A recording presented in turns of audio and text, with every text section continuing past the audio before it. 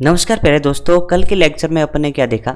सदिश क्या होता है, सदिश की आवश्यकता क्यों पड़ी और सदिश के प्रकार क्या होते हैं, इनके बारे में अपन ने अच्छे से देख लिया। अब अपन यहाँ पे देखने वाले हैं सदिश बीजगणित को। सदिश बीजगणित के अंदर अपन सदिश योग देखेंगे, सदिश अंतर देखेंगे और सदिश गुणन को भी अपन अच्छे से सीख लेंगे। सबसे पहले अपन शुरुआत कर रहे हैं सदिश योग से कि सदिश का योग किस तरीके से किया जाएगा। तो सदिश योग के अंदर पहला अपन ग्राफीय या आरेखीय विधि से सीखते हैं कि सदिशों का योग कैसे किया जाता है। उसके बाद में अपन विश्लेषणात्मक विधि से भी सदिश योग करना सीखेंगे। तो सीखते हैं पहले ग्राफीय विधि से। तो पहला है सदिश योग का त्रिभुज नियम। बोला सदिश योग का त्रिभुज नियम सिखाइए। तो अपन कह सकते हैं, देखो आपको दो सदिश दे दिए। एक सदिश दिया आपको ए वेक्टर, दूसरा आपको सदिश दिया बी वेक्टर। अब आपको क्या बताना है कि ए वेक्टर और बी वेक्टर का सदिश योग करना है। तो ए वेक्टर और बी वेक्टर का जब अपन सदिश योग करेंगे तो अपन क्या करेंगे, ए वेक्टर और बी वेक्टर को क्या लेंगे, एक त्रिभुज की भुजा लेंगे। तो अपन कह सकते हैं ए वेक्टर को मैंने ऐसे ले लिया, त्रिभुज की भुजा। तो अपन कह सकते हैं इसमें ये विस्थापन कर सकते हैं ऐसे। अब बी वेक्टर को उठा के लाइए, जोड़ना क्या है, इसी ऑर्डर में। इसी ऑर्डर का मतलब इसके हेड से उसके टेल को जोड़ना है। तो इसके हेड को इसके टेल से जोड़ना है और परिमाण भी वही रखना है और दिशा भी वही रखनी है। तो क्या इस तरीके से कह सकते हैं? तो अपन कह सकते हैं इस तरीके से बी वेक्टर हो गया। ठीक बात। अब अपन कह सकते हैं जो इसका परिणामी जो आएगा वो कहाँ पे बनेगा। तो अपन कह सकते हैं जो परिणामी आएगा ना, वो पहले वाले के टेल से और दूसरे वाले के हेड से जोड़ देंगे। और किस क्रम में? विपरीत क्रम में। तो ये बातें समझ में आई। क्या करना होता है? तो सदिश दे दे। तो आप त्रिभुज की भुजाएं मानिए, दोनों को सेम ऑर्डर में जोड़ दीजिए। तो अपन कह सकते हैं सेम ऑर्डर में जोड़ने के बाद में जो इसका परिणाम होगा, रिजल्टेंट होगा, वो तीसरी भुजा विपरीत क्रम में आके इसको जोड़ देगी। अब अपन क्या लिख सकते हैं, ये इसका परिणामी हो गया आर वेक्टर। तो अब क्या लिख सकते हैं, आर वेक्टर बराबर में ए वेक्टर प्लस बी वेक्टर। तो इस तरीके से ये आपका हो गया सदिश योग का त्रिभुज नियम। अपन कह सकते हैं अपना एक खुद का रूल होता है। क्या रूल कहता है कि जब अपन सेम डायरेक्शन में जाएं तो प्लस करते जाइए। कैसे? बोला ए वेक्टर लिख लो, लिख लिया। बी वेक्टर उसी ऑर्डर में है तो उसके साथ प्लस लिख दीजिए। बट आर वेक्टर उसके विपरीत ऑर्डर में है तो माइनस आर वेक्टर लिख दिए। और आप जहाँ से चले वहीं पे पहुँच गए ना, तो आप कह सकते हैं अब लिख सकते हैं जीरो वेक्टर। क्या इस चीज़ को अपन वापिस आर वेक्टर बराबर में ए वेक्टर प्लस बी वेक्टर लिख सकते हैं क्या? क्यों नहीं लिख सकते? तो मैं उम्मीद करता हूँ कि ये चीज़ें आपको समझ में आ गई होंगी। तो चलिए डेफिनेशन भी देख लें। एक त्रिभुज की दो भुजाएं क्रम में दो सदिश के परिमाण और दिशा को निरूपित करती है, यानी एक ही ऑर्डर में। तो त्रिभुज की तीसरी भुजा विपरीत क्रम में दोनों सदिशों के परिणामी सदिश के परिमाण तथा दिशा को निरूपित करती है। तो ये सारी चीज़ें आपको अच्छे से समझ में आ गई होंगी। अब इसके क्वेश्चंस कैसे आते हैं, यानी सदिश योग के त्रिभुज नियम का क्वेश्चन कैसे आएगा। तो इसके लिए अपन एक न्यूमेरिकल ले लेते हैं। क्वेश्चन ऐसे आएगा कि जैसे कोई भी त्रिभुज बना दिया, इसके लिए आप सही संबंध बताओ। तो अपना रूल है सेम ऑर्डर में चलोगे, जोड़ते जाइए, विपरीत ऑर्डर में जाओगे माइनस कर दीजिए। तो चलिए अपन कह सकते हैं सबसे पहले सी वेक्टर लिख लेते हैं, लिख लिया। इसी ऑर्डर में कौन है? ए वेक्टर, तो प्लस लगा दीजिए। और इसके विपरीत में है बी, तो माइनस लगा दीजिए, माइनस बी वेक्टर। और जहाँ से चले थे वहीं पहुँच गए जीरो वेक्टर। तो क्या इसको ऐसे लिख सकते हैं, इसको ऐसे भी लिख सकते हैं, ए वेक्टर प्लस में सी वेक्टर बराबर में बी वेक्टर। क्या ऐसा कोई ऑप्शन है ना? ऑप्शन सी वेक्टर प्लस ए वेक्टर बराबर में बी वेक्टर। तो ऑप्शन नंबर सी इसका सही उत्तर हो जाएगा। या फिर ऐसे भी कह सकते हैं जो सेम होती है उनका योग, जो सेम ऑर्डर में होते हैं उनका योग विपरीत ऑर्डर वाले के बराबर होते हैं। तो आप डायरेक्ट ऐसे भी लिख सकते थे, बट मेरे को ये ठीक लगता है। आपको जो भी ठीक लगता है वो सही लिखें और सही उत्तर दें। तो मैं उम्मीद करता हूँ कि त्रिभुज नियम तो आपको आसानी से समझ में आ गया होगा। चलो एक क्वेश्चन मैं भी पूछ लेता हूँ कि आपको कितना अच्छे से समझ में आया। ऐसे त्रिभुज बनाया, एक एरो ऐसे, एक एरो ऐसे, एक एरो ऐसे, ए वेक्टर, बी वेक्टर और सी वेक्टर लिख के बताओ। आप कहोगे सर ए वेक्टर उसी ऑर्डर में बी वेक्टर उसी ऑर्डर में सी वेक्टर, जहाँ चले वहीं पहुँचे, ये लिख दो जीरो वेक्टर। क्या ये समझ में आया? इसमें सारे के सारे सेम ऑर्डर में थे, तो A vector plus B vector plus C vector बराबर में जीरो वेक्टर। बातें आसानी से समझ में आ रही होंगी। सदिश योग का त्रिभुज नियम अपना कंप्लीट होता है। अब आगे बढ़ते हैं और सीखते हैं सदिश योग का समांतर चतुर्भुज नियम। तो अब वही बात वापिस, कैसी बात? बोलो सीखो दोबारा से। अपने पास कितने सदिश? अपने पास दो सदिश, एक आपके पास ए वेक्टर और एक आपके पास बी वेक्टर। अब इनका क्या करें? अब आपको क्या करना है कि समांतर चतुर्भुज की दो आसन भुजाओं के रूप में इसे व्यक्त करो। आसन भुजाएं मतलब जस्ट पास पास वाले। ए वेक्टर को मैंने ऐसे पैरेलल शिफ्ट कर दिया, बी वेक्टर को भी आप ऐसे के ऐसे ले आओ, और नहीं तो दिशा चेंज होनी चाहिए और नहीं परिमाण चेंज होना चाहिए। क्या बी वेक्टर आ गया? आ गया। अब अपन करते हैं समांतर चतुर्भुज को कंप्लीट। तो कंप्लीट करने के लिए ऐसे ऐसे ऐसे, ये वाली इसके समांतर लंबाई उतनी रखिए। अब इसके भी समांतर एक लाइन खींच दीजिए इस तरीके से, ऐसे ऐसे। अब अपन कह सकते हैं जो इसका विकिरण होगा वो ए वेक्टर और बी वेक्टर का परिणामी दर्शाएगा। क्या दर्शाएगा?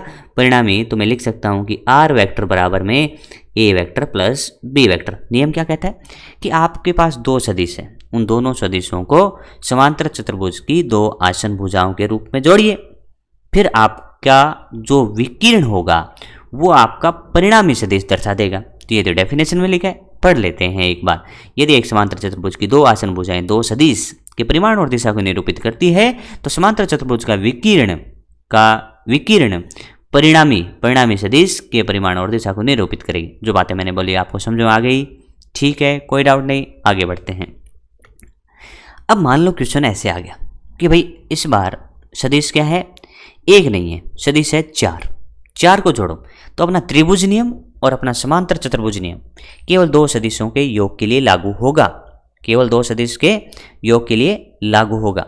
लेकिन अपन चाहते हैं कि दो से ज़्यादा सदिशों का योग करें, तो फिर अपन कौन सा नियम लेंगे? सदिश योग का बहुभुज नियम। बहुभुज नियम कहता है कि जो भी आपके पास सदिश है, जैसे फॉर एग्जांपल अपन यहाँ पे लें कि ए वेक्टर ऐसे था अपने पास, बी वेक्टर अपने पास ऐसे बना हुआ था, सी वेक्टर किसी ने कहा कि ऐसे है, ठीक है, और डी वेक्टर किसी ने कहा ऐसे। तो आप क्या करिए, इनको ऐसे जोड़ते जाइए। जैसे पहले अपन कहें ए वेक्टर आ गया as it is parallel shifting से, फिर बी वेक्टर ले आए क्योंकि वर्णमाला को भी फॉलो कर लेते हैं, ये बी वेक्टर आ गया इसी ऑर्डर में। फिर आप सी वेक्टर को जोड़ दीजिए इसी ऑर्डर में जोड़ दिया। फिर आप डी वेक्टर को जोड़ दें इसी ऑर्डर में जोड़ दिया। फिर आप क्या कर दो, ए का जो टेल है वो इसको विपरीत ऑर्डर में जोड़ो, तो ये विपरीत ऑर्डर में जोड़ दिया। तो अब क्या लिखेंगे देखो, इससे भी लिख सकते हैं ए वेक्टर के बाद बी वेक्टर उसी ऑर्डर में, तो प्लस सी वेक्टर उसी ऑर्डर में, प्लस डी वेक्टर उसी ऑर्डर में, प्लस लेकिन आर वेक्टर इसका उल्टे ऑर्डर में, तो माइनस आर वेक्टर बराबर जीरो वेक्टर। तो आप सीधा सीधा लिख सकते हैं कि आर वेक्टर बराबर क्या होगा? A vector plus B vector plus C vector plus D vector. तो अपन कह सकते हैं यहाँ पे सदिशों, कितने सदिशों का योग हो गया? चार सदिशों का योग हो गया। तो सदिश योग का बहुभुज नियम आपको आसानी से समझ में आ गया होगा। नियम क्या कहना चाहता है? कह रहा है कि यदि एक भुजा से खुले बहुभुज की भुजाएं क्रम में सदिशों के परिमाण और दिशाओं को दर्शाती है तो बहुभुज को बंद करने वाली जो विपरीत क्रम में भुजा है वो परिणामी सदिश के परिमाण और दिशा को दर्शाती है। ये बातें आसान सी है। अब हम सीखते हैं इसका न्यूमेरिकल कैसे आएगा। तो चलिए यहाँ पे अपन कह सकते हैं न्यूमेरिकल की तरह क्या कह रहा है, यदि बंद बहुभुज की सभी भुजाएं को समान क्रम में निरूपित करें तो परिणामी सदिश शून्य होगा। अरे ये कौन सी बड़ी बात है, ये तो अपन पहले भी पढ़ के आ चुके। ए वेक्टर उसी ऑर्डर में बी वेक्टर, उसी ऑर्डर में सी वेक्टर और उसी ऑर्डर में डी वेक्टर, बराबर में लिखूंगा जीरो वेक्टर। तो ये तो बात बिल्कुल आसान थी। तो इस तरीके से अपन कह सकते हैं, ये तो पहले भी पता था। तो चलिए आगे देखते हैं एक न्यूमेरिकल। न्यूमेरिकल में क्या कह रहा है देखिए, चित्रानुसार सही संबंध है। इसमें देख के बताओ कि कौन सा सही संबंध है। पहले किया है ए को बी को और ई को शामिल, तो अपना ए रहा बी रहा और ई रहा। तो इसको देखो भाई, सबसे पहले बी से चालू हो जाते हैं। बी वेक्टर उसी ऑर्डर में कौन? ई वेक्टर, उसके विपरीत ऑर्डर में कौन? ए वेक्टर, बराबर में क्या? Zero vector. कैसा है? क्या ऐसा है? अपन देखो, सॉरी यहाँ पे गलती हुई मेरे से, मेरे को ये दिखाई नहीं दिया, गलती हो गई, माफ़ करें। चलिए क्या करें, सुधार करें। देखो क्या लिखा मैंने, लिखा बी वेक्टर इसी ऑर्डर में, ई वेक्टर प्लस लगा दो, इसी ऑर्डर में है ए वेक्टर, तो क्या होगा? ए वेक्टर, बराबर क्या? Zero vector. एक संबंध ये आ गया, सही है, ये संबंध सही है। अब आ जाओ सी डी और ए में, ये रहा सी, ये रहा डी और ये रहा ए। तो चलिए ए से शुरुआत करते हैं। ए वेक्टर उसी ऑर्डर में सी वेक्टर, उल्टे ऑर्डर में डी वेक्टर, तो बराबर में जीरो वेक्टर। एक तरफ रखना है सी डी, एक तरफ रखना है ए। तो आप कह सकते हैं C vector minus D vector, ए को आगे भेजेंगे माइनस ए वेक्टर। तो ऐसा संबंध अपना आ रहा है, तो ये भी ऑप्शन सही है, ये भी ऑप्शन सही है। अब आ जाओ बी सी और डी और ई, सबको ले लो। तो बाहर वाले चक्कर में घूमते हैं, बाहर वाले में। तो शुरुआत करते हैं बी से, तो बी वेक्टर, उसके बाद में सेम ऑर्डर में ई वेक्टर, उसके सेम ऑर्डर में डी वेक्टर और उसके विपरीत ऑर्डर में सी वेक्टर, बराबर में क्या? Zero vector. कैसा लिखा है? तो अपन कह सकते हैं इसको इसके अनुसार बनाते हैं, B vector plus E vector minus C vector और डी वेक्टर को आगे भेज दें तो माइनस डी वेक्टर। तो ऐसा भी ऑप्शन आपका सही है, ये भी सही है, ये भी सही है। तो इसका और सही क्वेश्चन हो जाएगा, यानी सही ऑप्शन क्या हो जाएगा, उपरोक्त सभी। तो सही उत्तर इसका क्या देके आएंगे, उपरोक्त सभी। ठीक है, ये बात समझ में आई ना कि उपरोक्त सभी। तो इसका सही उत्तर होगा ऑप्शन नंबर 4। ठीक है भाई, चलो आगे देखते हैं। आगे देखें कि क्या है, एक क्वेश्चन अपने पास और है, तो चलिए इसको भी देख लेते हैं। ये आपका PMT 2010 में आया हुआ है। क्या कह रहा है, देखो ए से एफ वेक्टर तक 6 सदिशों के परिणामों और दिशाओं को दिए गए चित्र में दर्शाया गया है। अब आपको बताना है कि निम्नलिखित में से कौन सा कथन सत्य है या सही होगा, आपको यह बताना है। चलिए ठीक है, पहला कह रहा है बी वेक्टर, ए वेक्टर और एफ वेक्टर लेके आओ। तो बी वेक्टर भाई साहब अपने पास है ऐसे, तो बी वेक्टर ले आए, ठीक है ले आए। उसके बाद ले आओ ई वेक्टर, तो ई वेक्टर ये रहा। तो मैं ई वेक्टर को, अब देखो ये बी वेक्टर है, इसको एक जोड़ के आपको त्रिभुज तो बनाना ही पड़ेगा। तो बी वेक्टर को ई वेक्टर के साथ कैसे जोड़ें, तो भाई अपन चेंज नहीं करेंगे। क्या क्या चेंज नहीं करेंगे, एरो की दिशा, तीर नहीं चेंज करेंगे, और उसका परिमाण भी चेंज नहीं करेंगे, ध्यान रखेंगे। तो अपन कह सकते हैं ई वेक्टर को ऐसे लगा सकते हैं ई वेक्टर। एफ वेक्टर को ऐसे कैसे रखते हुए यहाँ पे अपन एफ वेक्टर को भी जोड़ सकते हैं, तो ये एफ वेक्टर हो गया। अब यहाँ से लिख सकते हैं, कैसे लिखें, तो अपन कह सकते हैं बी वेक्टर प्लस में एफ वेक्टर माइनस में ई वेक्टर बराबर में होगा 0 वेक्टर। अपन कह सकते हैं B vector minus E vector और बराबर में होगा माइनस एफ वेक्टर। तो ये संबंध सही नहीं है। चलो 2 नंबर ऑप्शन चेक करेंगे, बी वेक्टर, सी वेक्टर और एफ वेक्टर। तो बी ये रहा, सी ये रहा और एफ वेक्टर ये रहा। तो सिंपल है ये, तो बी वेक्टर को ऐसे रख दो, रख दिया, ठीक है। सी वेक्टर को ऐसे रख दो, रख दिया। एफ वेक्टर को ऐसे रख दो, रख दिया। ये वाला क्या था, बी वेक्टर, ये वाला वेक्टर क्या था, सी वेक्टर, और ये क्या था, एफ वेक्टर। तो इसका उत्तर तो आया B vector plus C vector plus F vector बराबर 0 वेक्टर, क्योंकि ऑर्डर क्या है, सेम है। तो अपन कह सकते हैं B vector plus C vector बराबर में आएगा माइनस एफ वेक्टर, बट इसने लिखा है प्लस एफ वेक्टर, तो ये उत्तर गलत है। अब आ जाओ डी, सी और एफ में। डी कहाँ है भाई, डी कहाँ है, डी रहा ये, और सी कहाँ है, ये रहा सी, ठीक है, ये रहा एफ। इनको जोड़ो इसी तरीके से, तो अपन ऐसा कह सकते हैं, चलो डी वेक्टर बना देते हैं, ऐसे बन गया, ठीक है। और ये वही कौन सा फिर, सी वेक्टर, तो सी वेक्टर को जोड़ दो यहाँ पे, और एफ वेक्टर को मैंने उसी तरीके से जोड़ा है, ध्यान से देखिए, कोई भी एरो मैंने चेंज नहीं किया। डी वेक्टर ले आया मैं, और एक ये सी वेक्टर ले आया, और ये आपका एफ वेक्टर है। तो इसको क्या लिख सकते हो भाई, C vector plus F vector minus में लिख सकते हो डी वेक्टर बराबर में 0 वेक्टर। तो आप कह सकते हो डी और सी एक तरफ रखें, तो यह होगा सी माइनस डी वेक्टर बराबर में माइनस एफ वेक्टर। कैसे संबंध आ सकता है, नहीं आ सकता। आप डी को धनात्मक भी बनाएंगे तो भी सी ऋणात्मक रहेगा, तो ये अभी ऑप्शन सही नहीं है। अब आ जाओ डी प्लस ई, इसको तो सही होना ही पड़ेगा।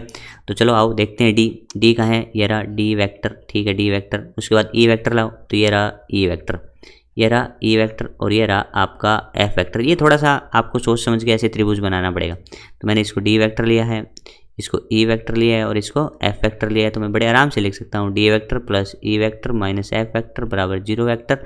आप कह सकते हो D vector plus E vector बराबर में एफ वेक्टर, और आंसर आ गया ये वाला चौथा। तो इस तरीके से ये चौथा क्वेश्चन हो जाएगा। तो इस तरीके से अपन ने क्या देखा, सदिश योग का ग्राफिकल मेथड अपन ने अच्छे से सीख लिया, ठीक है। तो इस तरीके से मैं उम्मीद करता हूँ कि ये सारी चीज़ें आपको अच्छे से समझ में आ रही होंगी। फिर भी कोई दिक्कत रहती है तो आप कमेंट बॉक्स में बेफिक्र होकर ज़रूर बताते रहें कि क्या कमी हम में रह जाती है, तो उसको हम सुधार ज़रूर करेंगे।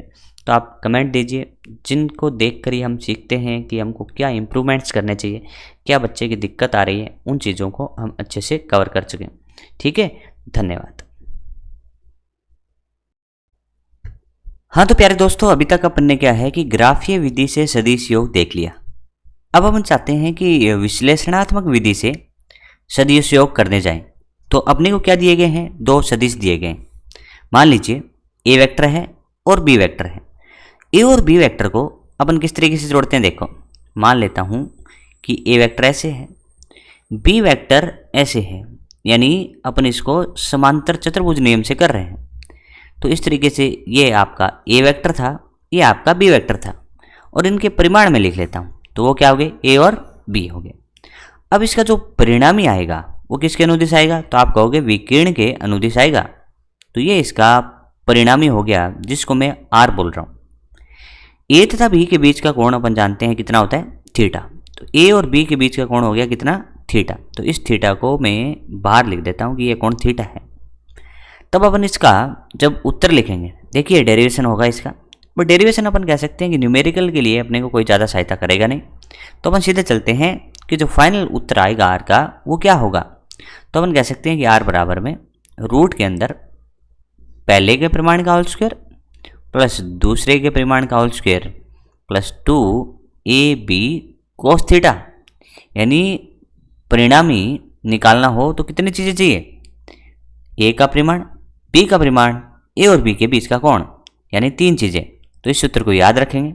आर बराबर क्या है, रूट में A square plus B square plus 2ab cos theta. तो यहाँ से अपने को क्या चीज़ मिली, यहाँ से अपन कह सकते हैं कि इसका परिणामी का आर का नाम क्या होगा दोस्तों, आर का नाम होगा परिणामी। और इस परिणामी का परिमाण यानी मैग्नीट्यूड कितना है, इतना है। अब दूसरी बात आती है दिशा बताओ। देखो दिशा जब जब पूछे तो आपको पता होना चाहिए कि दिशा कौन से आएगी। तो अपन क्या करते हैं, देखो जो दिशा बता रहे हैं वो अपन यहाँ से बता रहे हैं कि जो परिणामी है वो ए के साथ अल्फा कोण बना रहा है और जो बी है उसके साथ बीटा कोण। तो अपन कह सकते हैं कि जो परिणामी है वो ए के साथ अल्फा और बी के साथ बीटा बना रहा है। तो अब अपने को लिखना है tan अल्फा।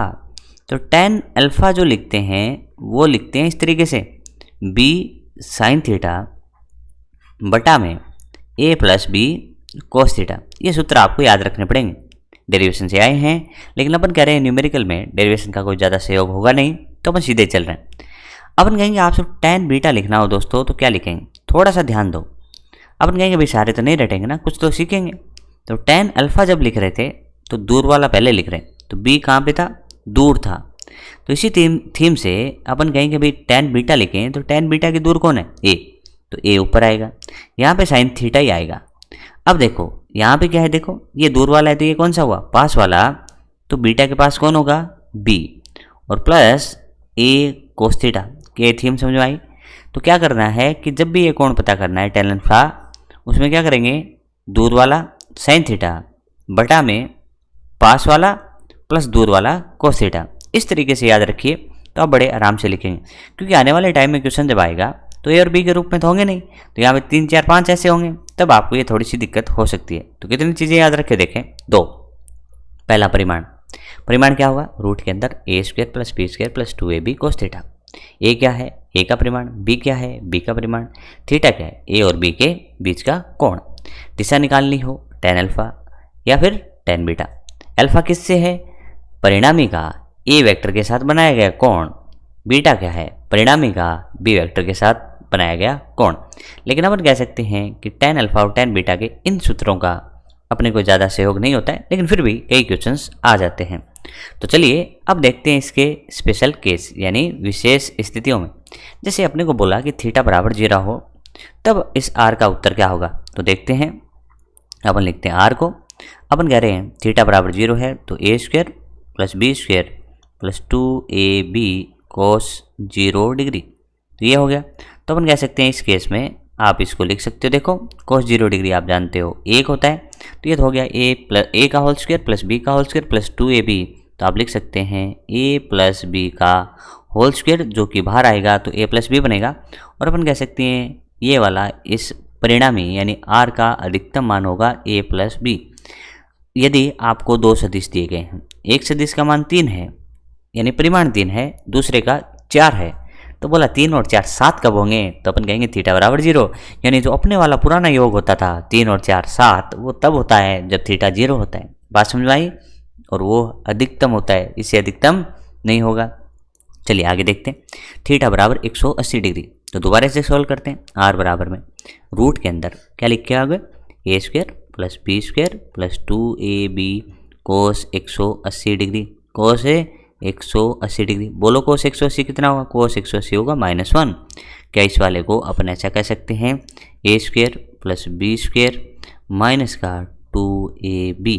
क्या इस वाले को अपन लिख सकते हैं कि आर बराबर में रूट के अंदर a माइनस बी का होल स्क्वायर, जो कि बाहर आएगा तो r जो होगा वो न्यूनतम होगा और इसका मान a माइनस बी होगा। r मिनिमम कितना, a माइनस बी। मैं इसको कहूँगा आप क्या करिए कि इसमें थोड़ा ध्यान रखना होता है कि किस में से किसको घटाएंगे। तो पहले जो होगा वो बड़ा मान होगा और दूसरा जो होगा वो छोटा मान होगा, तो ये थोड़ा ध्यान रखें। तो ये कई बार क्या करते हैं कि इस r मिनिमा को यदि कोई छोटे में से बड़े को घटा दें तो उत्तर ऋणात्मक आ जाएगा। लेकिन अपन जानते हैं कि जो परिणामी का जो परिमाण है या मैग्नीट्यूड होता है वो हमेशा धनात्मक होता है। रूट से संख्या जो भी आएगी यहाँ पे वो धनात्मक आएगी, तो अपन कहेंगे यहाँ पे मोड भी लगा सकते हैं। मोड का मतलब क्या होगा? मोड का मतलब होगा, ये थोड़ा सा गलत लिखा, मोड का मतलब क्या होता है? जो ऋणात्मक है उसको क्या बना देगा? धनात्मक। और अपन कह सकते हैं इसको ऐसे भी लिखा जा सकता है a माइनस बी का मोड। ठीक है, समझ में आ रही है चीज़ें। मैक्सिमा कब? आप कहोगे थीटा बराबर 0 पे। कितना भाई? a प्लस बी, यानी सीधा योग, सिंपल योग। थीटा बराबर 180। बोलो जल्दी से। सीधा अंतर, बड़े में से छोटा, बड़े में से छोटा घटा देना। कैसे? बोला 3 और 4 आ जाए तो मैक्सिमा कितना? 7। 3 और 4 आ जाए, मिनिमा कितना? -1 मत बोलना, 4 में से 3 गया तो 1, क्योंकि परिमाण धनात्मक होता है, परिमाण धनात्मक होता है। आगे बढ़ूँ, आगे बढ़ते हैं। केस नंबर 3, थीटा कितना? 90 डिग्री। सबसे ज़्यादा काम आने वाला केस। भैया क्यों काम आता है? देखो कोस 90 डिग्री कितना होगा? कोस 90 डिग्री का उत्तर होगा 0। तो अपन कह सकते हैं इस केस में आर का मान क्या होगा? देखिए आर का मान होगा a² plus b² plus 2ab कोस 90 degree. a² plus b² plus 2ab कोस 90 डिग्री। तो आप कह सकते हैं कि इसका जो उत्तर आएगा कोस 90 डिग्री कितना होगा? 0। और आप कह सकते हैं कि r बराबर आ गया दोस्तों रूट के अंदर a² प्लस b²। ये तो पाइथागोरस की तरह हो गया भाई, ये तो पाइथागोरस की तरह हो गया। तो बोला ये कब होगा? ये तब होगा जब 90 डिग्री होगा। बोला और इसमें क्वेश्चन क्या बनेंगे? अच्छे क्वेश्चन बनेंगे इसमें। दोस्तों देखो, मान लो ए वेक्टर ऐसे है, बी वेक्टर क्या होगा? इसके लंबवत। कैसे? बोला ऐसे। ठीक है भाई, इसका परिणामी कैसे होगा दोस्तों? तो परिणामी अपन कह सकते हैं कहीं ना कहीं यहाँ बीच में, एकदम बीच में कहना गलत है, बट कह सकते हैं ऐसे होगा। तो ये कितना होगा? आर। बोला आर कैसे आएगा? सीधा पाइथागोरस की तरह है, a² प्लस b²। कितना आसान था, a² प्लस b²। ये परिणामी आ गया। अब इस परिणामी का जो परिमाण आया, या इस परिणामी की a से दिशा अल्फा, b से दिशा बीटा। तो दोस्तों tan अल्फा लिखते टाइम में क्या लिखेंगे? तो tan अल्फा वही फॉर्मूले लगेंगे, b sin theta a plus b cos theta. लेकिन यहाँ पे बड़े सिंपल हो जाते हैं कि tan अल्फा लिखें तो पहले दूर, फिर कौन? पास। tan बीटा लिखें तो क्या लिखें? बोलो आप। tan बीटा पहले दूर, बीटा से दूर कौन? a, पास कौन? b। अरे याद कैसे रखना है दोस्तों? देखो tan अल्फा लिखना आता है ना, b बटाई, तो अल्फा से दूर कौन? अल्फा से दूर b, तो पहले दूर वाला लिखो, फिर कौन सा लिखो? पास वाला लिखो। अब बता tan बीटा क्या होगा? tan बीटा से दूर a, पास कौन? b। तो हो गया, समझ में आया? कितनी बातें? 3 बातें। जब 90 डिग्री पे हो a और b हो तो अपन कह सकते हैं कि r बराबर होगा रूट a² प्लस b², यानी पाइथागोरस की तरह। मैं कहूँ 3 और 4 का कितना उत्तर होगा? तो 3 का होल स्क्वायर प्लस 4 का होल स्क्वायर, यानी रूट के अंदर कितना आ गया? 9 प्लस 16 यानी 25, 12 के 5। 3 4 का 5 कब होगा? 3 4 का 5 कब होगा? जब थीटा 90 डिग्री, थीटा 90 डिग्री। कौन निकालना हो? ये दिशा वाला कॉन्सेप्ट आगे बहुत ज़्यादा यूज होने वाला है। तो दोस्तों tan अल्फा जब लिखेंगे तो दूर अपॉन पास, तो tan अल्फा के दूर कौन है? b, पास कौन है? a, तो b बटा a। tan बीटा लिखेंगे तो दूर कौन है? a, पास कौन है? b। तो रटा गया, हो गया याद। चलो आगे बढ़ते हैं। अब देखो, यदि अपने को ऐसा पूछ ले कि यदि कह दे कि a का परिमाण और b का परिमाण बराबर है, a और b का परिमाण बराबर है, तो क्या बनेगी समीकरण? देखो r बराबर में अपन कह सकते हैं सूत्र क्या होता है? a² b²। तो b² की जगह तो क्या रख सकते हैं? a, तो a² प्लस 2 a गुणा a क्यों हो गया? अरे फॉर्मूला क्या होता है? a² plus b² plus 2ab। तो 2ab में a की जगह a लिखेंगे, b की जगह भी a लिखेंगे, तो 2a² और cos थीटा। आगे बढ़ो, क्या कॉमन ले लें? कॉमन तो क्या लें? पहले थोड़ा सॉल्व कर लो। a² कितना? 2a²। ठीक है, 2a² plus 2a² cos theta. अपन कह सकते हैं यहाँ पे 2a² कॉमन ले लो, 1 प्लस cos थीटा। ये ऑपरेशन मैंने आपको बताया होगा पहले कि भाई बेसिक मैथमेटिक्स में अपन सीख के आए थे कि 2a² 1 प्लस cos थीटा का उत्तर कैसे निकालते हैं। फिर भी एक बार और देखो कि एक सूत्र होता है cos 2 थीटा, जिसके 2 फॉर्मूले होते हैं, एक cos के रूप में और एक sin के रूप में। तो cos के रूप में होता है 2 cos स्क्वायर थीटा माइनस 1। अपन कह सकते हैं यहाँ भी ये वाला बन रहा है, तो इसको क्या लिख सकते हैं? इसको देखो 1 को इधर ले आओ, तो 1 प्लस cos 2 थीटा बराबर में 2 cos स्क्वायर थीटा। समझ में आई बात है। लेकिन यहाँ पे कह रहे हैं डबल एंगल है, तो यहाँ पे आधा एंगल है, बट अपने तो यहाँ पे भी पहले से ही एक है, तो अपन कह सकते हैं कि इसको ऐसे लिखा जा सकता है। ध्यान दो थोड़ा, 1 प्लस कोस थीटा लिखे, 1 प्लस कोस थीटा लिखे, तो इस कोण का आधा कोण हो जाएगा आगे वाला, तो 2 कोस स्क्वायर, और यहाँ पे मेरे को थीटा बटा 2 लिखना पड़ेगा। तो मैं क्या करता हूँ, देखो अब दोस्तों, आर बराबर में क्या करें, 2a स्क्वायर, और उसकी जगह क्या लिख पाएंगे आप, 2 गुणा कोस स्क्वायर, और यहाँ पे क्या लिख पाएंगे, थीटा बाय 2। समझे। अब इसको सोल्व कर लो, तो आर बराबर दोस्तों आएगा 2 में से 1 2 बार, ए स्क्वायर का बार ए, कोस का रूट करेंगे तो कोस थीटा बाय 2। क्या इसको याद रख सकते हैं, इसको याद रखिए। बोला कब याद रखें, तो इसको याद तब रखना है जब a बराबर b हो। जब a बराबर b हो तो आपका जो सदिश योग होगा उसका सूत्र होगा 2a कोस थीटा बटा 2, 2a कोस थीटा बटा 2। ठीक है, याद रह जाएगा। कब यूज करेंगे, जब a और b का परिमाण बराबर होगा, a और b का परिमाण बराबर होगा। ये बातें समझ में आई। अब देखो, इस पे बड़े आसान और अच्छे क्वेश्चंस बनते हैं। बोला इसमें स्पेशल केस लो, तो स्पेशल केस लेते हैं आगे वाली स्लाइड में। देखो दोस्तों कैसे कैसे, अपन मान लेते हैं कि थीटा कितना डिग्री हो, थीटा हो आपका 0 डिग्री, थीटा क्या हो 0 डिग्री। थीटा जब 0 डिग्री हो और अपन कह रहे हैं कंडीशन क्या है, कंडीशन है a बराबर b। थोड़ा सा इसको सुधारते हैं और पहले लिख लेते हैं कंडीशन। कंडीशन क्या है, यदि a बराबर b, तब अपन लिख रहे हैं पहला केस कि थीटा बराबर 0 डिग्री। थीटा बराबर जब 0 डिग्री होगा तो उस केस में अपना उत्तर देखो a प्लस बी करेंगे, तो इस केस में r मैक्सिमम होगा और उसका उत्तर आपका 2a होगा। दूसरा केस, जब थीटा 180 डिग्री हो तो घटा देते हैं, तो सेम में से सेम को घटाएंगे तो r मिनिमम और उत्तर कितना 0। अब आ जाते हैं 3 नंबर केस में, थीटा कितना हो अपना 90 डिग्री। 90 डिग्री में पाइथागोरस लगती है, तो r का वैल्यू क्या होगा a square plus a square, तो उत्तर आ जाएगा आपका r बराबर में √2 इंटू a। समझ में आई। इसी तरीके से आप कह सकते हैं चौथा केस, जब थीटा बराबर 60 डिग्री। अब आप इसको सोल्व करें, a square plus 2a square कोस 60। जब आप इसको सोल्व करेंगे तो r का उत्तर आएगा √3 गुणा a। और अपन कह सकते हैं लास्ट वाला क्वेश्चन बहुत ही इंपॉर्टेंट, जब थीटा 120 डिग्री तो कोस 120 दोस्तों क्या होता है, कोस 120 डिग्री कोस 60 के बराबर, कोस 120 डिग्री कोस 60 के बराबर, लेकिन माइनस में तो उत्तर आएगा -1/2। जब इसको सोल्व किया जाएगा तो r बराबर कितना आएगा a, r बराबर a। इसको ध्यान से सुनो दोस्तों, r बराबर a का मीनिंग क्या है। अपन कह सकते हैं कि ऐसे हो कि 2 सदिश हो, जैसे एक सदिश a है, दूसरा सदिश भी है, उसी का परिमाण भी a है, तो ये भी a हो गया। ठीक है, इनके बीच का कोण कितना है 120 डिग्री, इनके बीच का कोण कितना है 120 डिग्री। तो आप कहेंगे कि इस केस में इसका जो परिणामी आएगा वो परिणामी क्या आएगा, एकदम बीचों बीच। तो इसको थोड़ा सा मैं सही बनाता हूँ। देखो 120 को अपन ऐसे ले रहे हैं और अपन कह रहे हैं कि इसका परिणामी आएगा 120 का बीच होता है 60 डिग्री, तो इसका परिणामी मेरे से सही नहीं बन रहा है और मैं कह रहा हूँ ऐसे बनेगा। तो ये कोण कितना होगा दोस्तों 60 डिग्री, ये भी कितना होगा 60 डिग्री। तो इस तरीके से अपन कह सकते हैं a का उत्तर a कब प्राप्त होगा, a का उत्तर a कब प्राप्त होगा, तो आपका उत्तर होगा a का सदिश योग तब होता है जब थीटा 120 डिग्री। अरे क्वेश्चन ध्यान से सुनो, पहले का परिमाण है, दूसरे का परिमाण है, उनका जो परिणामी का परिमाण आ रहा है वो भी a आ रहा है, यानी a और a का सदिश योग a तब आता है जब a वेक्टर और b वेक्टर यानी दोनों वेक्टर के बीच का कोण 120 डिग्री होगा। याद कराऊं जल्दी से, देखो अभी तक जो केस पढ़े हैं उनको एक बार जल्दी से रिवाइज करें। क्या रिवाइज करें, देखो अभी तक अपन ने कहा भैया फॉर्मूला कौन सा है, फॉर्मूला तो ये था। यहाँ पे देखो, यहाँ पे जल्दी से देखो, ये था भैया। अपन कह रहे हैं कि फॉर्मूला क्या लिखा, r बराबर में √a square plus b square plus 2ab cos theta याद रहेगा, tan अल्फा याद रहेगा, tan बीटा याद रहेगा। आगे बढ़ो, आगे बढ़े तो अपन क्या कह सकते हैं, देखो अपन कह सकते हैं थीटा बराबर 0 तो सीधा योग यानी a प्लस बी, थीटा बराबर 180 डिग्री हो सीधा अंतर a माइनस बी। ठीक है, 90 √a square plus b square, tan alpha tan beta सिखा दिए।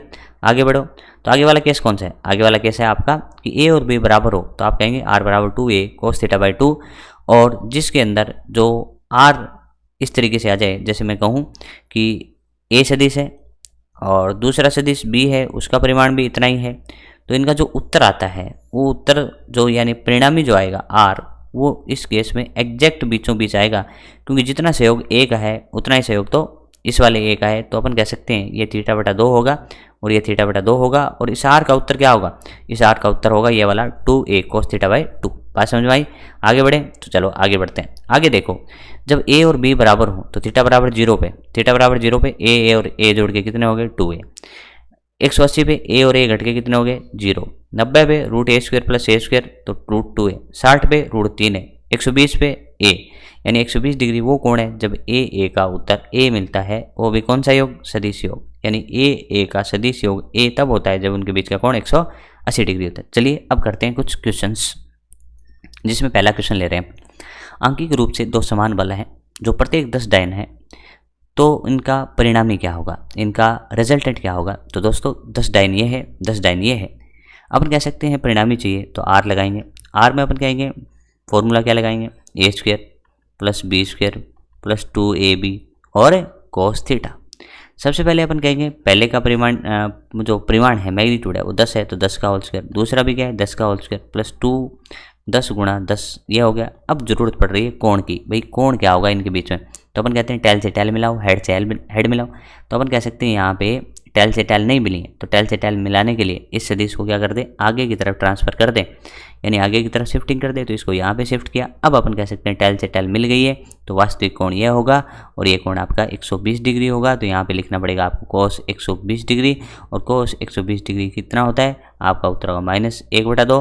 तो यहाँ पे आप कहेंगे -1/2 और इसको जब सोल्व करोगे तो उत्तर आएगा 10। तो यहाँ पे आपको समझ में आया कि 10 और 10 का उत्तर 10 कब आता है, यानी 10 का सदिश योग 10 तब आता है, सदिश योग तब आता है जब उनके बीच में कोण 120 डिग्री हो, और यहाँ पे कोण 120 है। तो इस वजह से डायरेक्ट भी कह सकते हैं कि 120 है तो 10 का उत्तर 10 आएगा, यानी अपन डायरेक्ट ऑप्शन 1 को टिक कर देंगे। बात समझ में आई दोस्तों? काफ़ी आसान और लॉजिकल क्वेश्चन। आगे बढ़ूँ, आगे बढ़ते हैं। चलिए आगे कह रहे हैं कि सदिश ए वेक्टर और बी वेक्टर का परिणामी ए वेक्टर से अल्फा और बी वेक्टर से बीटा कोण बनाता है, तो आपको अल्फा और बीटा में संबंध बताना है। ये बड़ा अच्छा क्वेश्चन आया। तो चलिए अपन सीखते हैं कि हो क्या रहा है। देखो दोस्तों, यहाँ पे ऑप्शन से क्वेश्चन होगा और ऑप्शन में दिया गया है कि पहले केस में बी का परिमाण मैग्नीट्यूड ज़्यादा, दूसरे में ए का मैग्नीट्यूड ज़्यादा और तीसरे में दोनों के मैग्नीट्यूड बराबर। चलो एक केस से देखेंगे अच्छे से, उस केस को सीख गए तो बड़ा आसानी से अपन सीख जाएंगे। ठीक है, तो चलिए मैं कह रहा हूँ, देखो यहाँ पे बी का आपको परिमाण ज़्यादा लेना है तो अपन क्या करेंगे, देखो ए को इतना बना लेते हैं तो ए का मैग्नीट्यूड इतना, लेकिन बी का मैग्नीट्यूड दोस्तों ज़्यादा है तो बी को अपन ज़्यादा मैग्नीट्यूड का ऐसे दर्शाते हैं, ये बी हो गया। अब आप कह सकते हैं देखो इस तरीके से इसका जो परिणामी आता है वो परिणामी कैसे आएगा, देखो तो वो परिणामी आएगा कहीं पे ऐसे, ये परिणामी कैसे आएगा ऐसे, तो ये ऐसे आया तो अपन कह सकते हैं कि ये वाला जो कोण है वो कोण आपको दिया गया है बीटा और ये कोण आपको दिया गया है अल्फ़ा। आप बड़े गौर से देख सकते हैं कि जो आर होता है वो उस सदिश की तरफ चला जाता है जिसका परिमाण ज़्यादा होता है। अरे भैया सभी दुनिया में ऐसा ही होता है कि जो ताकतवर होगा उसी की तरफ दुनिया झुकती है। तो अपन कह सकते हैं ए और बी में ताकतवर कौन है, अपन कह रहे हैं बी। इस केस में क्या है, अपन कह रहे हैं बी ज़्यादा है, बी क्या है ज़्यादा है, ए क्या है कम है। तो बी किस तरफ जाएगा, बी जाएगा सॉरी आर किस तरफ जाएगा, बी की तरफ। तो ये कौन क्या हो जाएगा, छोटा कोण, ये कौन छोटा तो ये कौन बड़ा, ये कौन बड़ा। यानी अपन रिलेशन लिख पाएंगे बी का मान ज़्यादा है तो बी वाला कोण बीटा और ए वाला कोण अल्फ़ा। तो बीटा और अल्फ़ा में देखें तो अपन कह सकते हैं कि जिसके पास होगा उसका कोण तो छोटा होगा तो अल्फ़ा बड़ा होगा। अब उल्टा सोचो कि यदि ऐसा हो जाए कि परिमाण जो है मैग्नीट्यूड जो है वो ए का ज़्यादा है, किसका ज़्यादा है, ए का ज़्यादा है। इसको भी मैं डायग्राम से समझा देता हूँ, जल्दी देखो। अपन कह सकते हो भैया ए इतना ज़्यादा हो, बी इतू सा हो, थोड़ा सा हो, तो अपन कहेंगे इसको डायग्राम बनाएंगे तो इसका परिणामी कहीं यहाँ पे ऐसे आएगा, ध्यान से देखना फिल हो जाएगा इस बार। अपन कह सकते हैं भाई इस तरीके से जाएगा, इस तरीके से। तो ये वाला कोण कितना का बना अल्फ़ा सा, ये कोण कितना सा बीटा सा। बोला जिसका मान ज़्यादा उसका कोण छोटा, तो अपन कहेंगे भैया इसका मान ज़्यादा तो इसका कोण छोटा, तो अल्फ़ा छोटा बीटा बड़ा। अरे तीसरा केस बता दो, तो ए बराबर बी। जब दोनों की बात एक जैसी चलेगी तो परिणामी क्या होगा, एकदम बीचों बीच, तो अल्फ़ा बराबर में बीटा। ये बात आपको समझ में आई क्या? अरे भैया सिंपल सा याद रखिए, जिस सदिश का परिमाण ज़्यादा होगा कोण उसके पास होगा और इस वजह से उसके साथ बनने वाला कोण छोटा हो जाएगा। यानी अपन कह सकते हैं इस तरीके से बी बड़ा है तो इसका कोण छोटा होगा, यानी संबंध उल्टा लिखा जाएगा। दूसरे में देखो ए बड़ा था बी छोटा था तो कोण कौन सा बड़ा हो गया, बी वाला यानी बीटा। और ए और बी जब बराबर थे तो अल्फा बराबर बीटा। ये बात आपको समझ में तो आ गई ना। तो इस तरीके से अपन कह सकते हैं, बड़ी आसानी से इस चीज़ों को समझ सकते हैं। तो आगे बढ़ें, आगे वाला क्वेश्चन देखें। देखो दोस्तों, कह रहा है कि 10 न्यूटन 6 न्यूटन बल का सदिश योगफल नहीं हो सकता। भैया अपने पास दो हैं, एक 10 न्यूटन है और एक 6 न्यूटन है। इन दोनों से अधिकतम कितना आ सकता है? तो आपका उत्तर होगा आर मैक्स, और आर मैक्स होता है दोनों का योग, तो 10 + 6 16 न्यूटन। आर न्यूनतम बताओ, तो आर मिनिमम होता है बड़े में से छोटा घटा दो, तो 10 में से 6 घटाया तो उत्तर कितना? 4 न्यूटन। मैं कह सकता हूँ कि ये जो आंसर आर के जो आंसर हो सकते हैं, सदिश योग हो सकते हैं, वो आपके कहाँ से कहाँ तक हो सकते हैं? 4 से लेके 16 तक हो सकते हैं। इसको कई बार रिजल्ट में भी लिखते हैं, तो अपन कह सकते हैं कि आर जो है उसको किताबों में ऐसे लिखा जाता है। ध्यान से देखना, आर को कैसे लिखते हैं, एक बार रुको, यहाँ पे लिख रहे हैं कि आर जो होता है, उस आर का जो मान है वो कहाँ से कहाँ होता है? तो a माइनस बी, लेकिन ये धनात्मक होना चाहिए, से लेके a + b तक, यानी ये तो इसका अधिकतम मान है, ये इसका न्यूनतम मान है। तो r क्या होगा? न्यूनतम से अधिकतम के मध्य होगा। तो 10 और 6 कितना हुआ? 16। 10 में से 6 घटाए 4, न्यूनतम कितना हुआ? 4, अधिकतम कितना हुआ? 16। इनके बीच में सारे के सारे उत्तर हो सकते हैं। क्या 4 हो सकता है? हो सकता है, ये तो हो सकता है। 8, हाँ भैया 4 और 16 के बीच 8 है। क्या 4 और 16 के बीच में 12 है? लेकिन 4 और 16 के बीच में 2 नहीं है, तो ये योग फल नहीं हो सकता, क्योंकि इसका जो रेंज होगा वो 4 से लेके 16 के बीच में होगा। ठीक है, चीज़ें समझ में आ रही होंगी। यदि इसमें कोई भी दिक्कत है तो आप कमेंट बॉक्स में ज़रूर बताइए कि इस तरीके से प्रॉब्लम आ रही है, उसका सोल्यूशन अपन करने वाले हैं। आगे बढ़ें दोस्तों, तो आगे वाला क्वेश्चन और देख लेते हैं। कह रहा है कि निम्न में से समवर्ती बलों का कौन सा योगम साम्य अवस्था में हो सकता है? साम्य अवस्था में हो सकता है। तरीका देखो, इस क्वेश्चन का तरीका बड़ा अच्छा है। आपको क्या करना है, आपको किन्हीं दो को जोड़ना है। तो सबसे पहले स्टेप लिख देते हैं, किन्हीं दो का योग, योग कौन सा? सदिश योग। किन्हीं दो को जोड़ो, फिर जो तीसरा वाला है, इनके मध्य है, यानी अपन कह सकते हैं इनके मध्य या इस रेंज में है। तीसरा इस रेंज में है, तो परिणामी शून्य हो सकता है। और परिणामी जब शून्य हो सकता है तो उस केस में अपन कह सकते हैं, परिणामी जब शून्य हो सकता है तो उस केस में कह सकते हैं साम्यावस्था हो सकती है। क्या करना है? 2 का योग करो, और 2 का योग करने के बाद में तीसरा चेक करो इस रेंज में है या नहीं है। लेकिन अपन कह रहे हैं दोनों के दोनों यहाँ पे 3 और 5 है, 3 और 5 है, बढ़िया हो गया। फिर तो ज़्यादा लंबी कहानी नहीं करनी पड़ेगी। तो अपन क्या करें, देखो, एक 3 को लाओ और एक 5 को लाओ। 3 और 5 से अपन कह सकते हैं भैया जो आर मैक्स मिल सकता है वो कितना मिल सकता है? तो आप कहोगे आर मैक्स तो सीधा योग 3 + 5 यानी 8, 3 + 5 8। बोला आर मिनिमम बताओ, तो आर मिनिमम क्या होगा? अंतर बड़ी संख्या में से छोटी संख्या यानी 2। अपन कह सकते हैं तीसरा वाला 2 से 8 तक होगा, तो उसका परिणामी आवश्यक रूप से साम्यावस्था में होगा। तो ध्यान से देखो, पहला उत्तर, तीसरा जो है 1 है, क्या वो 2 से 8 तक है? नहीं है, तो ये साम्यावस्था नहीं हो सकता। क्या 9 नहीं है, 8 तक ही होना चाहिए था, ये भी नहीं है। क्या 6 है? हाँ, 2 से 8 के मध्य 6 है, तो ये साम्यावस्था दे सकता है, तो ये ऑप्शन तीसरा सही हो जाएगा।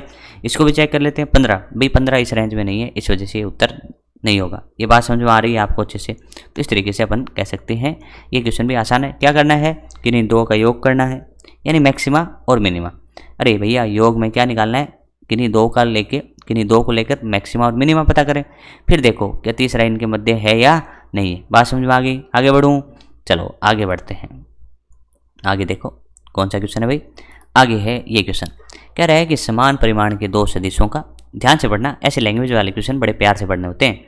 समान परिमाण के दो सदिशों, भैया ए बराबर क्या है? बी है, ए बराबर बी है, का परिणामी मतलब आर।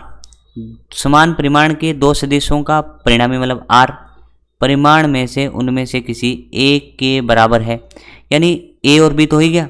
इनका जो आर है वो भी अपन कह सकते हैं ए और बी के बराबर है।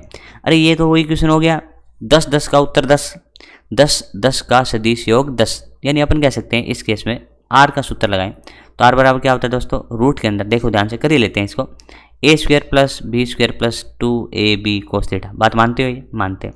आर का मान क्या है, इन्हीं के बराबर है, तो मैं मान रहा हूँ कि ए है। इसके अंदर आ जाओ, ए स्क्वायर प्लस 2a स्क्वायर और कॉस है थीटा, दोनों साइड होल स्क्वायर कर दो, तो ए स्क्वायर और यहाँ पे 2a square plus 2a square और कोस थीटा। अब सॉल्व कर लो भैया, तो 2a स्क्वायर कोस थीटा बराबर क्या लिख सकता हूँ, देखो ये तो यही रहा, ए स्क्वायर में से 2a स्क्वायर घटाएंगे तो माइनस का ए स्क्वायर, तो कोस थीटा कितना है बोले, कोस थीटा है -1/2, यानी थीटा कितना आया 120 डिग्री। अरे इतना करने की जरूरत नहीं है भैया, अपन कह रहे हैं कि ए और ए का उत्तर ए तभी प्राप्त होता है, यानी सदिश योग तभी मिलता है जब थीटा कितना हो 120 डिग्री। अरे ए का सदिश योग ए तभी होगा जब थीटा 120। बात समझ में आई? तो बहुत आसान सा था। आगे बढ़े, चलो आगे देखते हैं। आगे वाला क्वेश्चन क्या कह रहा है, देखिए समान परिमाण, ये दो समान परिमाण वापस आ गए। किस केस में पहला ए है तो दूसरा बी है, तो ए और बी बराबर है। हाँ, वाले बलों के परिणामी मतलब आर, ये थोड़ा सा प्रॉब्लम करेगा आपको, स्टार्टिंग में ये लैंग्वेज प्रॉब्लम करेगी आपको, धैर्य रखते हुए बार बार पढ़ना है, फिर सीख जाओगे, एकदम परफेक्ट हो जाओगे दोस्तों। दो समान परिमाण, तो दोनों का मैग्नीट्यूड बराबर। वाले बलों के परिणामी मतलब आर के वर्ग मतलब आर स्क्वायर का परिमाण उनके परिमाणों यानी मैग्नीट्यूड के गुणनफल का 3 गुना है। अरे कहना क्या चाहता है, कहना चाहता है कि आर स्क्वायर जो है ना, वो जो परिमाण है जैसे ए है और बी है, उनके गुणनफल का कितना गुणा है, 3 गुणा है, यानी आर बराबर में √3a है। ठीक है, सूत्र लगाओ, कौन सा भैया, ये वाला रूट वाला। आर बराबर में क्या होता है, A square plus B square plus 2ab cos theta, दोनों तरफ कर देते हैं होल स्क्वायर, तो आर का होल स्क्वायर है भैया। आर का होल स्क्वायर की जगह क्या रख सकते हैं, यहाँ से रख लो ना 3a स्क्वायर, और यहाँ पे कहेंगे ए स्क्वायर और ए स्क्वायर, ये भी ए स्क्वायर है ना, चलो एक बार मैं लिख देता हूँ, A square plus 2a square cos theta. यहाँ भी देखो ये चला जाएगा तो कितना बचा है, 2a स्क्वायर और कोस थीटा बराबर देखो ए स्क्वायर, तो कोस थीटा बराबर कितना है यहाँ से 1/2, थीटा कितना आ गया यहाँ से 60 डिग्री, थीटा कितना आ गया 60 डिग्री, तो इस केस में थीटा कितना होगा 60 डिग्री। बात समझ में आई तुम्हारे? तो ये भी काफ़ी आसान है, थोड़ा सा प्रॉब्लम करेगा, एक बार और बोल देता हूँ। दो समान परिमाण है, दोनों की मैग्नीट्यूड बराबर है, वाले बलों के परिणामी आर का होल स्क्वायर का परिमाण मतलब मैग्नीट्यूड, उनके परिमाणों के गुणनफल का 3 गुना है। ये लैंग्वेज मैंने अच्छे से लिख रखी है, आगे आप कोशिश करेंगे तो ये बड़े आराम से सॉल्व हो जाएगा। बात आपको समझ में आ रही होगी, अच्छे से देखें इसको। और अब बढ़ते हैं आगे वाले क्वेश्चन की तरफ। क्वेश्चन थोड़े ज़्यादा हैं, धैर्य रखें, सब के सब आप अच्छे से अटेम्प्ट करिए और पहले आप सॉल्व करने की कोशिश करिए, फिर मेरा सॉल्यूशन देखिए, क्या पता आपके दो सॉल्यूशन आए, एक मेरे वाला एक आपके वाला, जो बेस्ट है वो चूज करिए और क्वेश्चन को अच्छे से करिए। आगे बढ़ूँ, चलो आगे बढ़ते हैं। चलिए भैया, क्या दिया है, A vector plus B vector plus C vector बराबर 0 वेक्टर। 3 सदिशों में से 2 सदिशों के परिमाण समान है, 3 में से 2 के परिमाण समान है, यानी ए बराबर बी है। तीसरे सदिश का मैग्नीट्यूड समान मैग्नीट्यूड वाले किसी एक सदिश का √3 गुना है, यानी सी का मान अपन कह सकते हैं √2 गुना ए है। अब यहाँ पे देखो, थोड़ा सा इस रिजल्ट को ध्यान से देखो, मैं इसको 1 मान लूँ तो ये भी क्या हो जाएगा, 1 हो जाएगा, तो सी का मान कितना आ जाएगा, देखो सी का मान आ जाएगा √2। क्या आपको याद है 1 और √2 क्या समकोण त्रिभुज में होता है? तो यहाँ से पता लगा कि ए बराबर बी है, दोनों भुजाएं बराबर हैं, तीसरी भुजा √2 गुना है, तो इसका मतलब ये समकोण त्रिभुज है। तो शकल कैसी आ गई, समकोण जैसी। शकल कैसी आई, समकोण जैसी। तो अपन समकोण त्रिभुज बना लेते हैं। क्या बना लेते हैं, समकोण त्रिभुज बना लेते हैं। तो समकोण त्रिभुज बनाते हैं, तो अपन कह सकते हैं देखो समकोण त्रिभुज बनाए, तो समकोण त्रिभुज बड़ा आसान है, तो ये बना लेते हैं समकोण त्रिभुज। अपना समकोण त्रिभुज किधर गया भाई, अरे भैया समकोण त्रिभुज चाहिए अपने को, ये रहा आपका समकोण त्रिभुज। इस तरीके से होगा, ये हो गया। अब देखो अपन कह सकते हैं समकोण त्रिभुज अपने पास आ गया। अब इस समकोण त्रिभुज के अंदर अपने को क्या क्या दिया है वो देखो ध्यान से। अपन कह सकते हैं कि यहाँ पे थोड़ा सा ये गड़बड़ हुआ, लेकिन फिर भी मान लेते हैं ये 1 है तो ये भी 1 है, तो ये कितना गुणा है, √2 गुणा है। तो ऐसी तो बातें होगी, 1 √2 गुणा। अब अपन कह सकते हैं देखो ये वाला कोण तो 90 है, ये तो 90 है, तो ये अपन कह सकते हैं कितना होगा, ये बराबर होंगे क्योंकि इनकी भुजाएं बराबर है तो कोण भी बराबर होगा। तो ये 45 डिग्री, तो ये भी कितना हो गया 45 डिग्री। एक एक का रूट तो ये 90, 45 और 45। बात समझ में आई ना तुम्हारे। अब देखो भैया ये वाला वास्तविकता नहीं है, जो आपको दिख रहे हैं वो कोण उत्तर नहीं होते। सदिश के अंदर कुछ बातें और भी होती हैं। सदिश के अंदर जो बातें होंगी वो इससे डिसाइड होंगी कि भैया जो एरो हैं वो कैसे बनेंगे। तो एक बार मैं यहाँ पे बना रहा हूँ, ध्यान से देखना आप। अपन कह रहे हैं अपना ये वाला समकोण त्रिभुज है, इसके एरो ही इस क्वेश्चन का निर्धारण करेंगे। तो एरो कैसे बनाऊँ, एरो आप बनाओ A vector plus B vector plus C vector बराबर 0, और मैं कह सकता हूँ कि सी वेक्टर तो आवश्यक रूप से यही होगा सी वेक्टर। तो अपन कह रहे हैं ए वेक्टर बी वेक्टर और सी वेक्टर एक ही ऑर्डर में है, तो मैं ए वेक्टर इसको मान लेता हूँ, तो ये इस तरीके से है, तो बी वेक्टर भी इसी तरीके से है, तो सी वेक्टर भी इसी तरीके से है। अब देखो ये 90 डिग्री, ये 90 डिग्री, ये कितना डिग्री 45 डिग्री, ये वाला कितना डिग्री 45 डिग्री। भैया 45 डिग्री तब होता है जब टेल से टेल मिलता, हेड से हेड मिलता, लेकिन यहाँ पे कह रहे हैं जो हेड है उसके टेल से मिल रहा है, तो यहाँ पे पैरेलल शिफ्टिंग होगी, पैरेलल शिफ्टिंग कर दो तो अपन जानते हैं कि इसको आगे लेके जाएंगे और ऐसे बनाएंगे। तो ये 45 नहीं, क्या बढ़ो इसको 135, इसी तरीके से ये भी 45 नहीं 135, और यहाँ पे कोई फर्क पड़ने वाला नहीं है क्योंकि 90 और 180 में से 90 घटाओगे तो भी 90 आएगा, तो उत्तर आएगा 135, 135 90। तो ऐसा ऑप्शन है, ऑप्शन नंबर 4। समझ में आया। क्या करते हैं इस क्वेश्चन में, ऐसे क्वेश्चन में क्या करना है, पहले जो आपको भुजाएं दी हैं उससे पहचानो कि त्रिभुज समकोण है या फिर समबाहु है। तो अपने दो ही केस आते हैं, या तो समकोण वाला आता है या फिर समबाहु वाला आता है। ठीक है भैया, समकोण जैसी शक्ल बना लो, कोण पता कर लो, कोण पता कर लिए, लेकिन जो कोण है वो ज्यामितीय कोण है, सदिश कोण नहीं है। सदिश कोण तीर से डिसाइड होंगे, तो सदिश तीर कहाँ से आएंगे, इक्वेशन से। A vector plus B vector plus C vector बराबर 0 वेक्टर, इसको गोल गोल घुमा दो, फिर देखो कि हेड से हेड मिला, टेल से टेल मिला, ऐसा मिला तो आप कोण क्या कर सकते हैं, फाइंड कर सकते हैं। तो अपन ने कहा कि भैया अपन टेल से टेल मिला के पता करेंगे और अपने उत्तर आगे होंगे। कोई डाउट इसमें, लगता है कोई डाउट नहीं, आगे बढ़ते हैं। आगे वाला क्वेश्चन एग्जैक्ट वैसे का वैसा रिपीट हो गया, उम्मीद करता हूँ आप करोगे। P बराबर Q बराबर R, इनको देख के क्या लगता है, तीनों भुजाएं बराबर, तीनों भुजाएं बराबर, तीनों भुजाएं बराबर होगा तो आवश्यक रूप से समबाहु त्रिभुज, समबाहु त्रिभुज, तो अपन कह सकते हैं ये वाला होगा आपका समबाहु त्रिभुज। ठीक है, तो अपने को ऐसे दो बनाने हैं, क्या बनाने हैं, दो बनाने हैं। तो समबाहु त्रिभुज होंगे दो, क्योंकि इनकी सभी भुजाएं बराबर हैं। अब चलते हैं पहले की तरफ। तो पहला क्या कर रहा है, देखो P vector plus Q vector बराबर R वेक्टर। चलो मैं मान लेता हूँ P वेक्टर आपका ये है, तो P वेक्टर हो गया, Q वेक्टर आपका ये है, ठीक है, Q वेक्टर ये हो गया, R वेक्टर इसका अपोजिट, भैया अपोजिट, P वेक्टर और Q वेक्टर एक ऑर्डर में, R वेक्टर विपरीत ऑर्डर में। समझ में आया, आ गया ऐसे, ठीक है। अब इसमें क्या है, P और R वेक्टर के मध्य का कोण θ1 है। देखो P वेक्टर ये रहा और R वेक्टर ये रहा, तो ये कोण है 60 डिग्री, और यहाँ पे अपन कह सकते हैं कि टेल से टेल मिल रही है, तो इस θ1 का मान आपका होगा 60 डिग्री। अब आ जाओ इधर, इसमें क्या करना है भैया, इसके अनुसार बनाना है। तो एक ही ऑर्डर में घूमे तो P वेक्टर, इस ऑर्डर में Q वेक्टर, और इसमें कैसे R वेक्टर। ये बात समझ में आई। अरे भैया ये इससे आया P vector plus Q vector plus R vector, बोला ये कहाँ दिया है, अरे ये दिया तो है, देखो ध्यान से, ये रहा। ये किससे आया, ये आया P vector plus Q vector, minus लिख दो या बराबर R वेक्टर लिख दो। समझ में आया। तो इसको हम P और R, ये रहा भैया P और ये रहा R। अपन कह सकते हैं यहाँ पे टेल से टेल नहीं मिली, तो टेल से टेल मिलाने के लिए इसको आगे बढ़ा दो, आगे बढ़ा दो ऐसे। तो आगे बढ़ाया तो ये कोण आपका क्या होगा, देखो इसको आगे बढ़ा दिया तो ये वाला कोण आपका सही कोण होगा। अरे अपन ने कहा था टेल से टेल मिलाओ तब छोटे वाला कोण, नहीं तो ये बड़े वाला कोण तो ये होगा, तो ये वाला कोण आपका 120 डिग्री हो गया। तो θ2 कितना हो गया, तो आपका हो गया θ2 तो 120 डिग्री। θ1 बटा θ2 पूछा है, तो θ1 बटा θ2 60 डिग्री बटा 120 डिग्री, उत्तर आएगा 1/2। और 1/2 बोलूँ तो ऐसा तो है नहीं, बट θ1 बटा θ2 बराबर में 1/2 ये बन रहा है ऐसा, तो ये अपना सही आंसर हो जाएगा कि θ1 बटा θ2 बराबर 1/2। तो ये भी काफ़ी आसान सा क्वेश्चन था। मेरे को लगता है ये सारी चीज़ें आपको समझ में आ रही होंगी। भैया न्यूमेरिकल थोड़े से ज़्यादा हैं, धैर्य बनाते हुए सॉल्व करिए, फिर आपको सदिश में कोई दिक्कत नहीं आएगी। आगे बढ़ूँ, आगे बढ़ते हैं।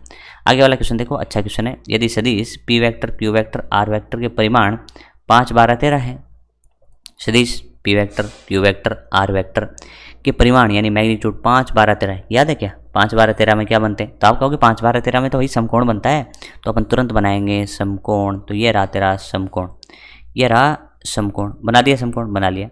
बोला इसमें भैया सबसे बड़ी भुजा ये होगी, सबसे बड़ी भुजा ये होगी, तो ये इसका नाम क्या लिखूं, तो ये लिखेंगे R। क्या लिखेंगे, R। देखो R का मान 13 है। बोला P और Q, P और Q कोई भी ले लो, तो इसको मैं P मान रहा हूँ, तो इसको Q मान रहा हूँ। कि ये कौन डिसाइड हो गए, अभी तो नहीं हुए, एरो डिसाइड करेंगे तो एरो बनाएंगे। तो एरो कैसे बनाएंगे, P vector plus Q vector बराबर में आर वेक्टर। तो P vector Q vector same order में, आर वेक्टर क्या सेम ऑर्डर में नहीं, इसका उल्टा ऑर्डर, ये वाला ऑर्डर। समझ में आ गया क्या। ये एरो मेरे से थोड़ा ठीक नहीं बना तो मैं कोशिश करता हूँ इसको ठीक बनाता हूँ। ये दूसरे पेन से बनाते हैं। देखो इसका एरो कैसे बनेगा, थोड़ा सा वापस गलत, थोड़ा सा सही बनाते हैं। ये बनेगा आपका इस तरीके से, बन गया। समझ में आया। अब देखो कौन सा कोण बताना है, क्यू वेक्टर और आर वेक्टर के मध्य, ये रहा क्यू और ये रहा आर। तो ये कोण बता दो, उत्तर आ जाएगा। ये कैसे आएगा, ये अपन कह सकते हैं, देखो ये वाला है कोस थीटा लिखना है। कोस थीटा क्या होता है, कोस थीटा होता है आधार बटे कर्ण, आधार बटे कर्ण। तो अपन कह सकते हैं कोस थीटा, आधार कितना होगा, आधार होगा आपका क्यू का मान बोलो, क्यू का मान देखो 12, तो 12 लिखो ना यार, क्यू क्यों लिख रहे 12, तो ये 12, तो ये तो क्यू आ गया 12। अब बोलो लंब आर होगा, तो ये हो गया 13। तो थीटा बराबर क्या होगा, कोस इनवर्स 12/13, यानी ऐसा ऑप्शन है कोई, है ना, तीसरा उत्तर अपना सही उत्तर हो गया। ठीक है, बातें समझ में आ रही होंगी। चलो कुछ क्वेश्चंस अभी भी बाकी है, हिम्मत रखिए दोस्तों, आगे बढ़ते हैं। एक आसान सा क्वेश्चन और लिया अपन, यदि सी वेक्टर माइनस ए वेक्टर माइनस बी वेक्टर बराबर 0 वेक्टर, क्या इसको समझदारी से अपन ऐसे लिख सकते हैं, इसको अपन ऐसे लिख सकते हैं, ए वेक्टर प्लस बी वेक्टर बराबर में सी वेक्टर लिख सकते हैं। और इसको भी अपन लिख सकते हैं कि ए वेक्टर नहीं है, इस पर ए का परिमाण प्लस बी का परिमाण और बराबर सी, ये दो समीकरण हैं। और अपने को पूछा है ए और बी के मध्य कोण क्या होगा। यहाँ पे अपन कह रहे हैं, देखो यहाँ पे अपने को कोई ज़्यादा सूचनाएं नहीं दी हैं। यहाँ पे अपन कह सकते हैं कि त्रिभुज जैसी बातें नहीं है। त्रिभुज के अंदर दो भुजाओं के बारे में सूचना मिलती थी, जैसे अपन ने दो की, एक समकोण था एक समबाहु था। तो इसमें ऐसा नहीं है, तो क्या करें भाई। तो ऐसे क्वेश्चन का करने का एक अलग तरीका होता है। थोड़ा सा देखो, आप क्या लिख सकते हो, ए वेक्टर प्लस बी वेक्टर का परिमाण यानी मैग्नीट्यूड क्या सी वेक्टर के बराबर या सी वेक्टर के परिमाण के बराबर लिख सकते हैं। सूत्र लगा दो, सूत्र लगाएंगे तो A square plus B square plus 2ab, और यहाँ पे कह सकते हैं कोस थीटा। तो ये थीटा किसके बीच में, ए और बी के बीच में, तो यहाँ से सोल्व हो सकता है, बराबर में सी। ये हो गया। इसको थोड़ा और सॉल्व करो, दोनों तरफ होल स्क्वायर कर लो, A square plus B square plus 2ab cos theta और बराबर में C square, A square plus B square plus 2ab cos theta बराबर में सी स्क्वायर। बोला अब भी सोल्व नहीं हो रहा, अब सोल्व नहीं हो रहा तो इस समीकरण को भी तो कुछ करो। तो अपन क्या करते हैं, इसका दोनों तरफ होल स्क्वायर करते हैं, दोनों तरफ होल स्क्वायर कर देते हैं। तो ये क्या होगा, A square plus B square plus 2ab और बराबर में सी स्क्वायर। ये समीकरण नंबर 2 मान लो और ये समीकरण नंबर 1 मान लो। अब क्या करें, अरे भैया इसको इसमें से घटा दो, तो इसको इसमें से घटाओ। देखो A square plus B square plus 2ab cos theta बराबर सी स्क्वायर, ये है, तो 1 में से 2 घटाओ, तो देखो A square plus B square गया ना। तो यहाँ पे क्या बचा, देखो यहाँ पे बचा 2ab कोस थीटा और माइनस में 2ab और सी स्क्वायर चले गए। देखो ये वाला इससे कट गया, इसको इसमें से माइनस कर रहे हैं, तो 2ab cos theta minus 2ab सी स्क्वायर चला गया। तो यहाँ पे आप कह सकते हो कोस थीटा बराबर कितना लिख पाओगे, कोस थीटा बराबर आप लिख पाओगे कितना, 2ab बटा 2ab। तो भाग लगाओ ना, अरे मैंने क्या करा 2ab बटा 2ab, तो उत्तर क्या आ गया 1। तो थीटा कितना आएगा 0 डिग्री, थीटा 0 डिग्री, टिक कर दो 0 डिग्री, ये रहा थीटा 0 डिग्री। मैं कहता हूँ कि इस क्वेश्चन को इतना करने की ज़रूरत नहीं है। तो आप बताओ कैसे। अरे भैया ए वेक्टर प्लस बी वेक्टर बराबर सी वेक्टर को सीधा ए प्लस बी बराबर सी कैसे लिख सकते हैं, यानी ए वेक्टर प्लस बी वेक्टर का डायरेक्ट योग कैसे कर सकते हैं, आपको पता है कुछ। तो अपन कह सकते हैं डायरेक्ट योग तब कर सकते हैं जब उनके बीच का कोण कितना हो 0 डिग्री, उनके बीच का कोण कितना हो 0 डिग्री। अपन ने कहा था कि दो सदिश सीधे तब जुड़ जाते हैं जब उनके बीच में कोण कितना हो 0 डिग्री, उनके बीच का कोण कितना हो 0 डिग्री। ये बात आपको समझ में आई। तो इस तरीके से इसको करना है, ठीक है, समझ में आया। तो इतने क्वेश्चन आप अच्छे से प्रैक्टिस करिए, फिर अपन इसको आगे कंटिन्यू करते हैं। यदि वीडियो अच्छा लगा हो तो लाइक करें, शेयर करें। धन्यवाद।